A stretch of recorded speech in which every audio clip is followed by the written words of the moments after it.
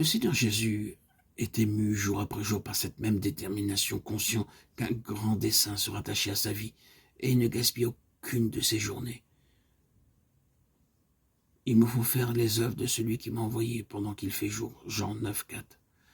J'agis aujourd'hui et demain, et le troisième jour, j'aurai fini. Luc 13, 32. La loi active qui gouverne sa vie s'applique à la mesure de chaque journée, comme étant liée au grand dessein de Dieu. Une telle attitude recèle de la force. Compte tenu de notre union avec Christ ressuscité, nous avons bien des assurances qu'il existe un dessein et que nous y sommes liés.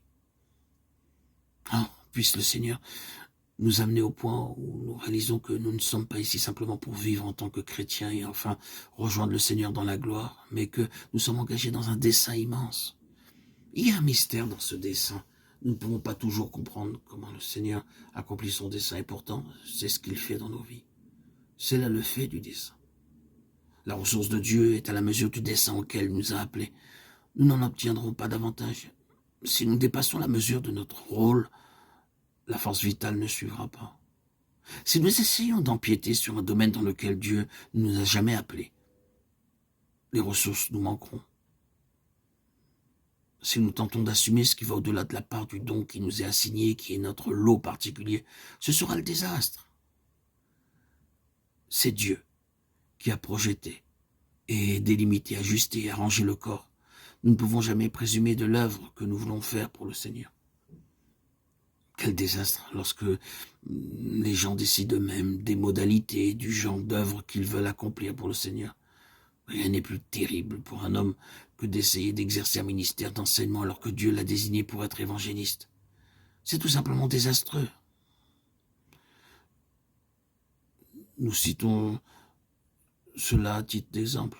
Dieu a souverainement décidé de la nature de notre œuvre, du don par lequel nous contribuons à l'Église. Et nous aurons à exercer notre fonction sur cette base et à nous en tenir à cela et ne pas franchir nos limites. Le ferions-nous, la puissance ne suivra pas. Bien des gens entreprennent plus que ce qui était dans l'intention du Seigneur pour eux et font faillite.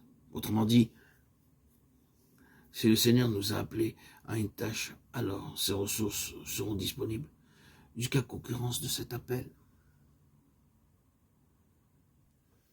Le ravitaillement correspondra aux besoins du don.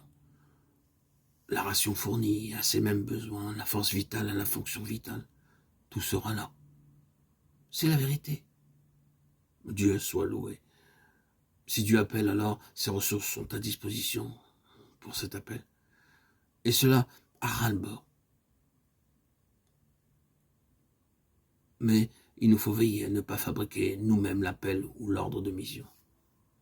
C'est là, et précisément là, que notre union avec le Seigneur ressuscité revêt une telle importance.